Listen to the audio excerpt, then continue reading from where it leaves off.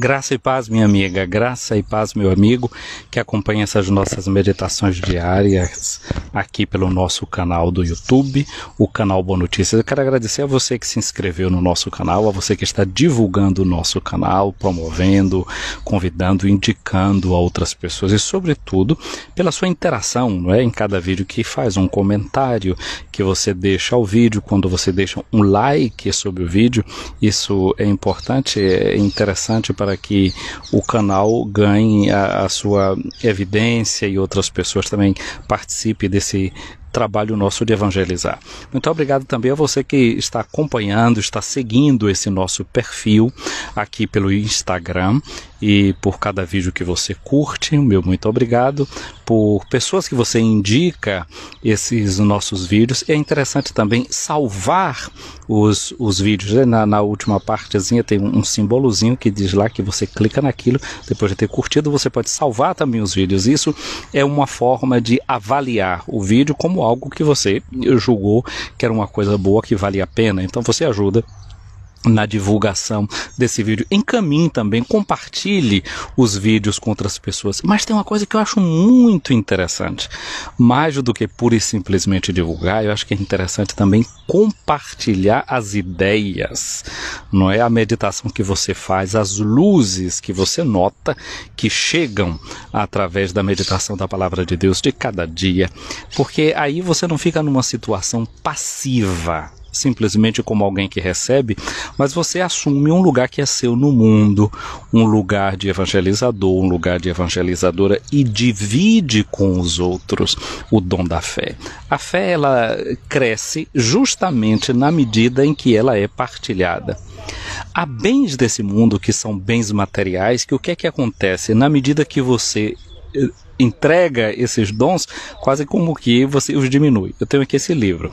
Se eu quero pegar esse livro e dividir com as pessoas, e vou tirando uma página e dando a outra, outra página e dando a outra, no final eu vai diminuir realmente esse livro, porque é uma realidade material. Agora, as ideias que estão aqui nesse livro, se eu as tenho dentro de mim e começo a repartir com outras pessoas, não vai perder em nada a riqueza do conteúdo que aqui está.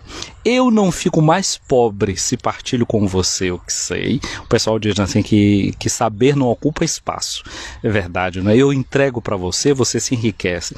Nota que na noite da Páscoa há um rito do acendimento das velas, o chamado lucernário, no círio pascal que é aceso, e aquela luz, depois o sacerdote acende as luzes daqueles que ministram no altar. Eles continuam andando na igreja com aquelas velas acesas. Fazem uma outra parada. E aí aquela chama que era única, ela não perdeu o brilho em forma alguma se ela dividiu ali sua luz com 20 pessoas. E o que foi que aconteceu? A igreja vai ganhando mais luz. Depois aquelas 20 pessoas, sei lá, 10, 5, que estão ali com as velas acesas, elas começam a dividir aquelas as luzes que tem na sua vela com outras pessoas. A igreja vai ficando sempre mais clara, e as velinhas que vão dando a sua chama para uma outra não perdem nada do seu brilho. Esse é o chamado de Deus para a gente entender que a gente deve partilhar. Então, se você vê o vídeo, curte, isso é muito bom. Se você salva, ótimo, melhor ainda. Mas interagir, comunicar, isso faz um outro serviço muito mais forte. Você estimula outras pessoas a partilharem a fé, você transmite a sua experiência pessoal de fé.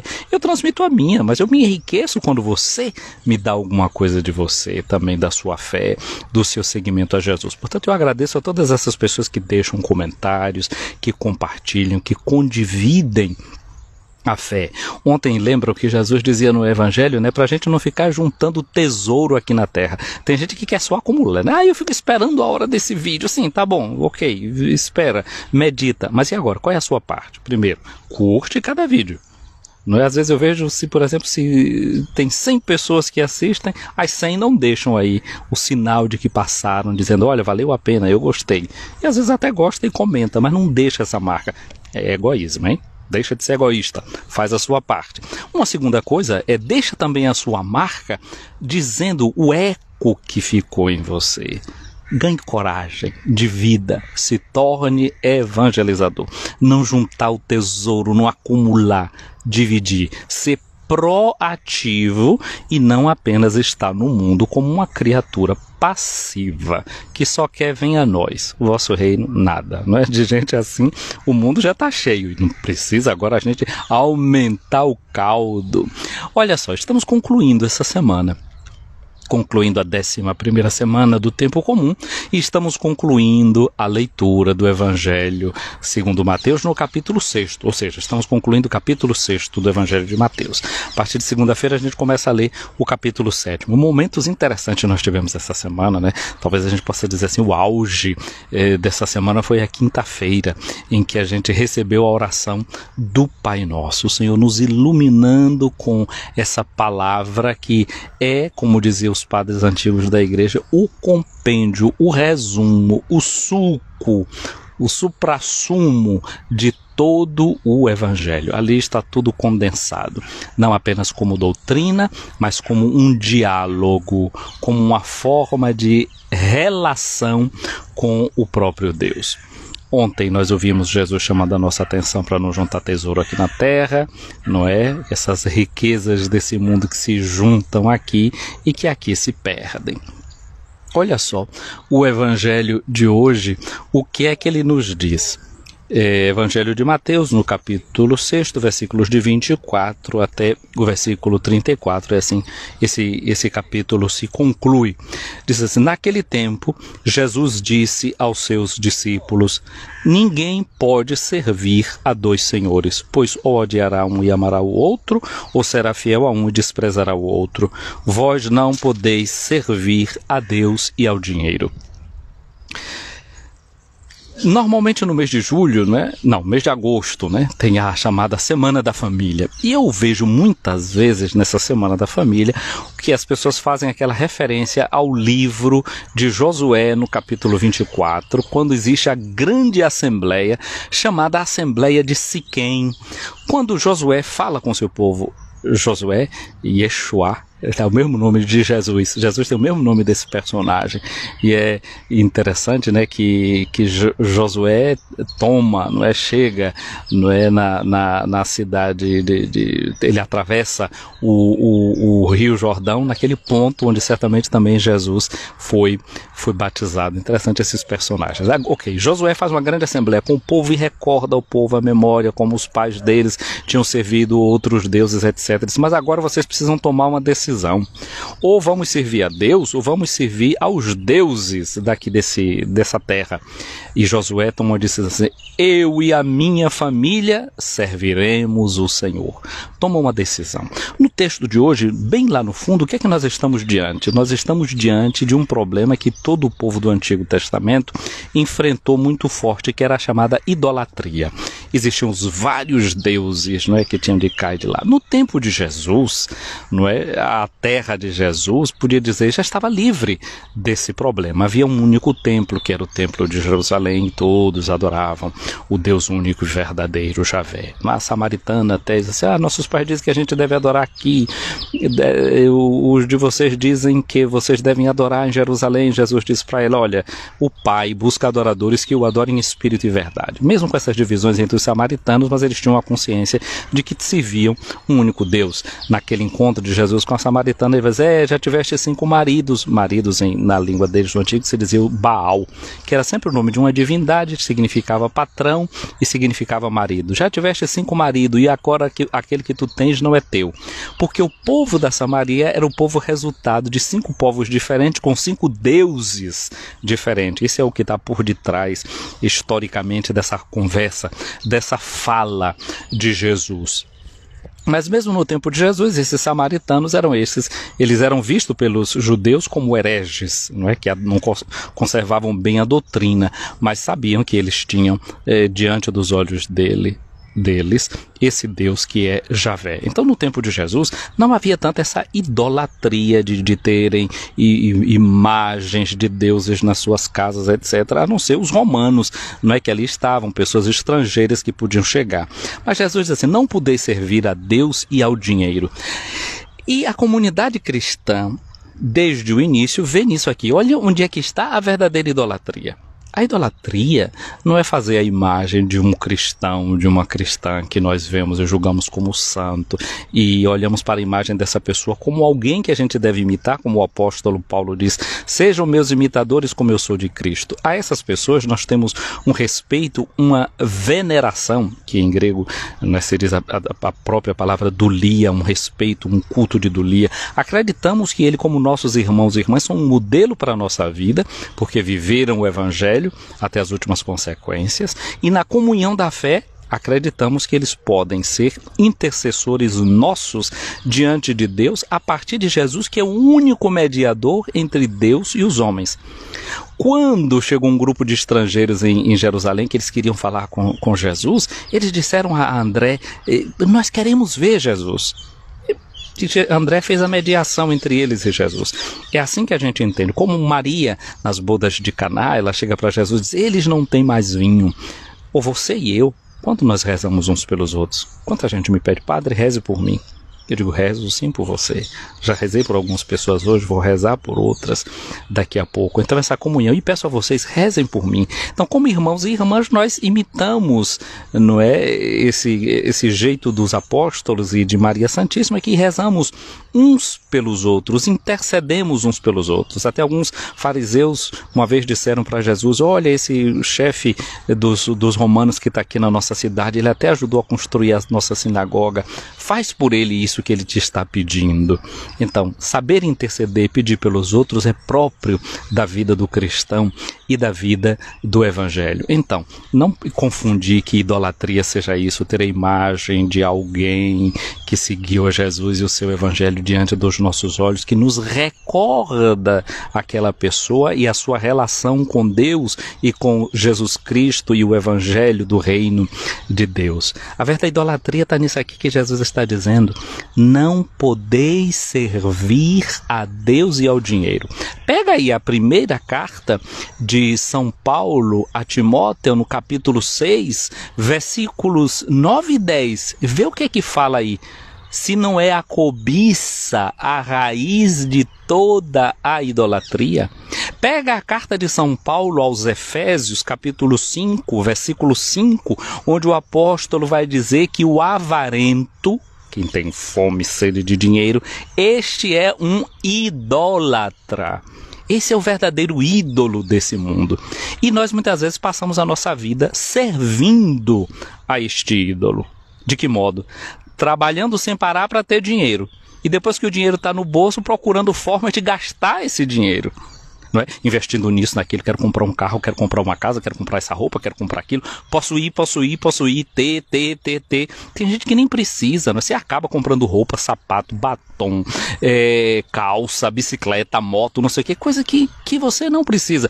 Olha a loucura, você está no ano 2021, aí diz assim, eu já comprei o carro 2022. Como é que o carro é 2022? Se a gente ainda está em 2021. E o tolo ainda acredita. A tonta ainda cai no engodo. E eles prometem felicidade, não é? Segurança. Ah, vamos fazer isso. Um seguro para o carro, um seguro de vida, um seguro de saúde. Que depois acaba não segurando nada. Nada se sustenta pela força e pelo poder do dinheiro. Não é? Então, são coisas que a gente precisa pensar e aprofundar. Então, essa verdadeira idolatria, a qual Jesus chama a atenção hoje aqui, e a Bíblia mostra, então, repito, vamos lá, a primeira carta de Timóteo 6, 9 a 10, vemos ali o que é a avareza, não é? Que é esse gosto de dinheiro, a cobiça é essa verdadeira idolatria, e a avareza é a verdadeira idolatria, não é? Fazer deste dinheiro, que pode ser um recurso para fazer o bem da gente, a gente apegar o coração. Então não podeis servir a Deus e o dinheiro. O dinheiro é um patrão cruel. O dinheiro é um patrão cruel. Já dizia Santo Tomás, ele dizia assim, se você tem dinheiro até aqui, você possui dinheiro. Se você tem dinheiro até aqui, você é possuído pelo dinheiro. E ele tem as suas regras, a sua lógica. E aí, se ele roubar o coração da gente, nós estamos fritos. Nós estamos fritos. E aí, onde é que a psicologia joga, não é, da propaganda, do comércio, do possuir? Joga sobre essa nossa fragilidade, sobre essa nossa incoerência, sobre a nossa ansiedade, sobre o nosso medo do futuro.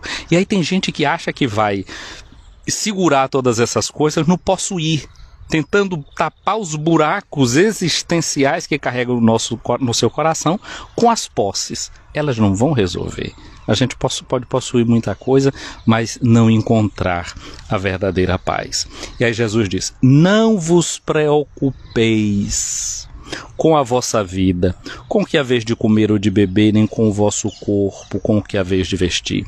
Não é que a gente deve viver uma vida de despreocupados, no sentido de não se ocupar com nada. Porque se eu quero amanhã comer milho, se eu não jogar semente na terra hoje, amanhã não vamos ter isso. Então, é necessário uma justa previdência em relação ao futuro. Temos que nos ocupar do futuro, mas não nos preocupar. Aí são coisas que são diferentes. Temos que trabalhar, mas devemos saber para que trabalhar, com que finalidade trabalhar. Aí Jesus diz: afinal, a vida não vale mais do que o alimento e o corpo não vale mais do que a roupa. Então Jesus joga aqui com duas necessidades que nós temos, né, com duas dimensões nossas, que é a dimensão animal, a dimensão de vida humana, a vida animal, a vida biológica, no símbolo do comer, e a vida social, representada pelo vestir. Ninguém sai por aí nu. Se sair, vai parar na cadeia, né? Por crime contra o pudor. Então, o vestir significa as preocupações que a gente deve ter também com a própria relação com a vida social, justa e necessária dentro do seu verdadeiro equilíbrio, mas sabendo que temos um valor que ultrapassa tudo isso. E olha o que Jesus nos diz. Qual é o antídoto? Olhai os pássaros dos céus. Vocês estão vendo aqui, né? Tem um cantando. Eles não semeiam, não colhem, não ajuntam em armazéns. No entanto, o vosso Pai que está nos céus os alimenta. Vós não valeis mais do que muitos pássaros? A terapia e a cura está para isso. Contemplar a natureza para intuir a providência de Deus. Um Deus que é providente, que nos acompanha com a sua providência. Quem de vós pode prolongar a duração da própria vida só pelo fato de se preocupar com isso? Por 1000 seguros que eu tenha, eu vou aumentar um dia de vida? Por mais casas que você possua, vai aumentar algum dia de vida? Isso não aumenta em nada a nossa estatura, não prolonga em nada os nossos dias de vida. Então, diz Jesus, por que ficais preocupados com a roupa? Olhai como crescem os lírios do campo, eles não trabalham nem fiam. É que eu quero fazer uma digressão. Hoje é sábado. Todo sábado, na igreja, a gente lembra de Nossa Senhora. Nossa Senhora era esposa de São José. Aqui tem uma coisa muito bonita que eu vou olhar para a iconografia. Tem uma coisa que eu acho bonito na imagem dos santos. A primeira coisa que eu gosto é de olhar para os pés dos santos. Normalmente, todo santo, a imagem é com o pé descalço. Para olhar. A imagem do santo tem o pé descalço. Para dizer que é alguém que pisa na terra. Não é alguém que caiu do céu. É como nós. Como a flor que nasce dessa terra. São eles uma espécie dos lírios, né, de Deus na história do mundo. Ele tem os pés assentes, os pés assentados na terra. Essa é uma primeira coisa. Como nós, vem do mesmo barro. Aí tem uma outra coisa que eu acho interessante de olhar para os pés dele. Lembro aquela palavra do profeta Isaías que diz assim: como são belos sobre os montes os pés daqueles que evangelizam. Aí eu olho para o santo, para a imagem deles, olho para os pés deles assim: esse santo tem alguma coisa para me evangelizar. Ele tem uma boa notícia para me dar. Qual é a boa notícia que eu encontro na vida de Santo Antônio, na vida de São Pedro, na vida de São Paulo? E olhando para os pés do santo, eu fico olhando assim, digo, meu Deus, qual é o evangelho que tem na vida desse santo? Como é que ele encarna? Como é que ele traz aqui para a terra uma boa notícia, uma palavra boa que serve para mim?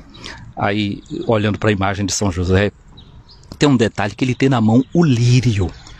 Mas desde pequeno todos nós sabemos, Santo Antônio também carrega um lírio. Todos esses santos que têm um lírio na mão, o que é que nos diz logo?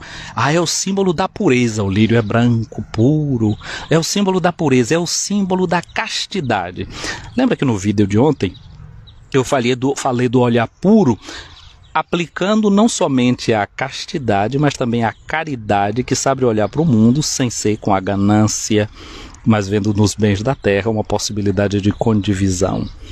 Aí hoje eu olho para São José com esse lírio na mão e penso nessa palavra de Jesus que diz: olhem para os lírios do campo, como eles se vestem. E aí a gente pode olhar esse lírio na mão de São José e pensar que como São José soube viver da providência. José era trabalhador, a gente celebra o dia do trabalhador no dia de São José. Mas José sabia que o pão que ele comia não vinha só pela força do trabalho, do muque dele, dos músculos dele. Vinha pela providência, porque se Deus não der crescimento à semente que ele jogava na terra, não ia ter fruto depois. Aí São José, pensando nesse lírio da mão dele, lembrando dessa palavra de Jesus, como devemos viver da providência, me lembro daquilo que diz o Salmo 127, não é? Não adianta você se preocupar, acordar mais cedo para tentar ganhar o seu pão, porque aos seus amados Deus concede o pão enquanto dorme. E o pão aí não é só aquele pão que serve para o estômago. O homem não vive somente de pão, mas de toda a palavra que sai da boca de Deus. O que aconteceu com São José? Enquanto ele dormia, Deus falava com ele, ele sonhava, e Deus dizia o que era que ele tinha que fazer. Então Deus alimentava, cuidava da vida de São José, guardava a vida de São José, para ele guardar a vida de Jesus e a vida de Maria.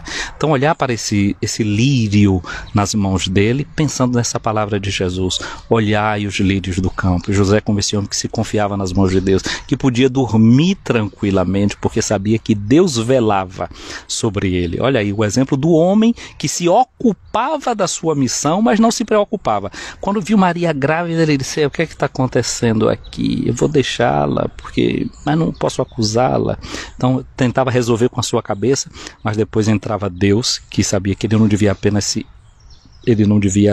nem sequer se ocupar com esses pensamentos, se preocupar com esses pensamentos, e vinha em seu socorro e diz: olha, José, assume a criança, registra, é teu filho, dá o nome para ele.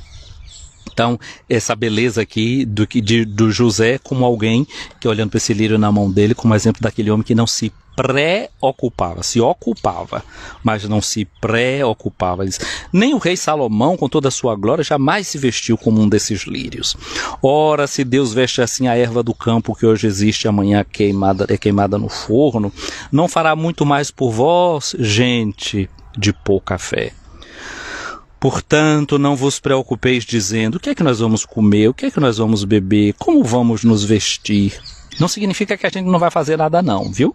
A carta de São Paulo aos Tessalonicenses, a primeira, São Paulo diz assim: quem não quer trabalhar também não deve comer. A gente precisa trabalhar, a gente precisa fazer a nossa parte, mas saber que Deus faz mais a dele. Tem um princípio antigo que muita gente aplica, dizendo que é de Santo Inácio. Na verdade não é um pensamento de Santo Inácio, mas está muito de acordo com a sua espiritualidade jesuítica, que dizia assim: eu devo acreditar como se tudo dependesse de Deus, eu devo trabalhar como se tudo dependesse de mim. Aquilo fazer a nossa, porque o povo diz assim: faz a tua parte que eu te ajudarei. Não está escrito em canto nenhum na Bíblia, mas o princípio é realmente válido, de que a gente faz a parte da gente. A graça supõe a natureza, supõe a ação do ser humano, supõe aquilo que ele faz, e Deus dá o crescimento àquela semente que a gente joga na terra. Continua Jesus dizendo assim: portanto, não vos preocupeis com isso, com o que vamos comer, o que vamos ir. Diz: os pagãos é que se preocupam com essas coisas. Mas os pagãos não têm Deus como Pai. Eles viam os deuses dele como até seres opositores fortes, que muitas vezes brigam entre eles, têm inveja do ser humano. O nosso Deus não, é o Deus que é Pai. E aí Jesus diz: o vosso Pai que está nos céus sabe que precisais de tudo isso. E é por isso que Jesus dizia: não pensem, não rezem como os pagãos, pensando que é o blá blá blá de vocês que vai fazer Deus dar alguma coisa. Deus já sabe de tudo isso. Deus sabe o que a gente precisa. Deus sabe. Não é se a gente pede na oração, dá-nos o pão de cada dia, é na confiança, para saber que aquilo que a gente faz é suportado pela graça de Deus, tem um suporte da graça de Deus. Pelo contrário de Jesus, buscai em primeiro lugar o reino de Deus e a sua justiça, a justiça do reino de Deus, que traz o equilíbrio.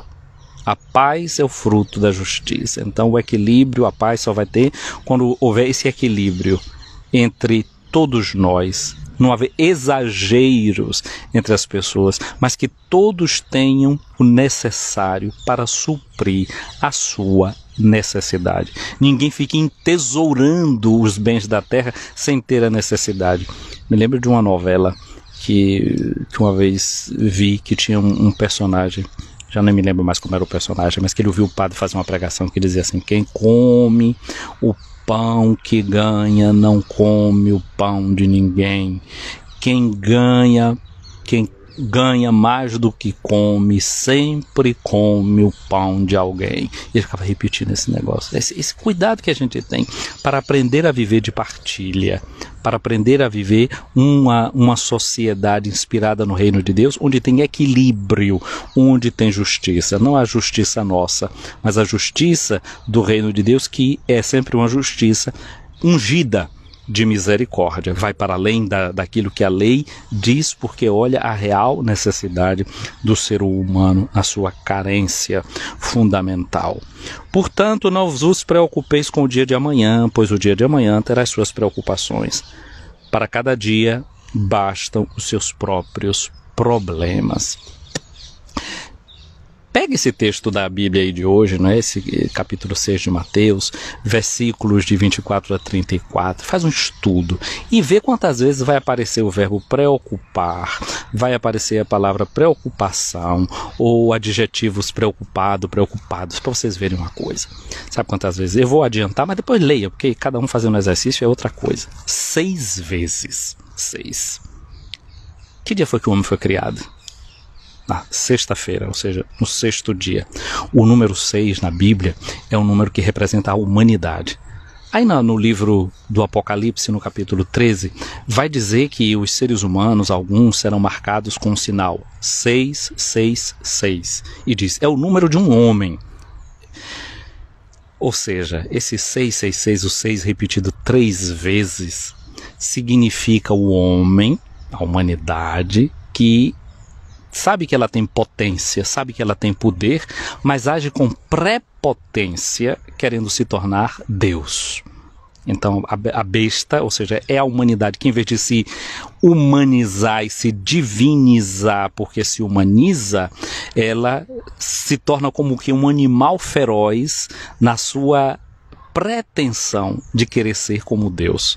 Não é? Esse poder das riquezas que pensa que tudo pode, destrói isso daqui. Sabedoria não é quando é demais, e não aquela sabedoria de desperteza, quando é demais, diz o povo, vira bicho e engole o dono. Aí fala disso. Aí no capítulo 13 diz que aqueles que são os redimidos levam na sua fronte o sinal do Deus vivo. Deus é aquele que criou o homem e que se ocupa do ser humano com previdência e providência. Então, falar dessa imagem aqui, desses 6 verbos, 6 vezes o verbo preocupar-se, essas palavras preocupação que aparece aí, não é?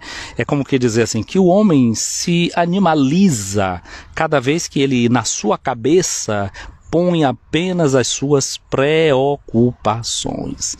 Vive inteiramente preocupado, sem se ocupar. E o homem se humaniza, e nesse caso acaba se divinizando, porque se torna autenticamente humano quando se confia, quando põe a sua vida na mão de Deus. Mas esse fato de colocar a minha vida na mão de Deus, de acreditar na providência, pode criar previdências sociais, cuidado social, zelo pelo outro. Por isso que os pobres da comunidade de Jerusalém, eles não precisavam se preocupar, porque os que tinham mais colocavam o que eles tinham em favor dos outros. Aí a pessoa pode viver realmente sem preocupação, porque sabe que é visto como um irmão que se ocupa tem quem se ocupe por ele.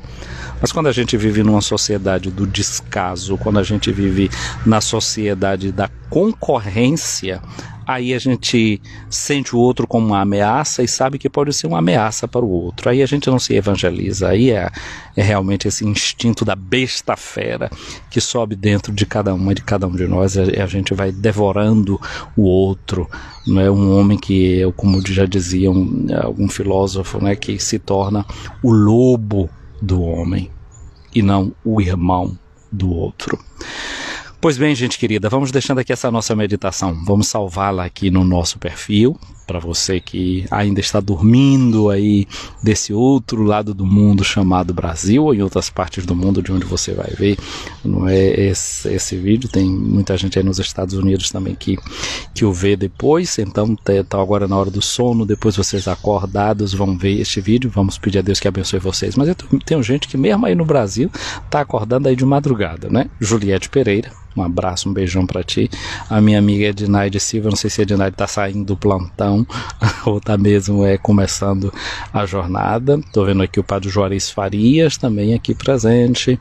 E eu acho que se diz aqui, não sei se é Lolo Cherry ou Yolo Cherry, né, que está aqui acompanhando também essa nossa transmissão. A vocês que estão aqui conosco agora e a todos vocês que assistem nesse momento também como reprise essa nossa transmissão, peçamos que a bênção de Deus venha sobre você.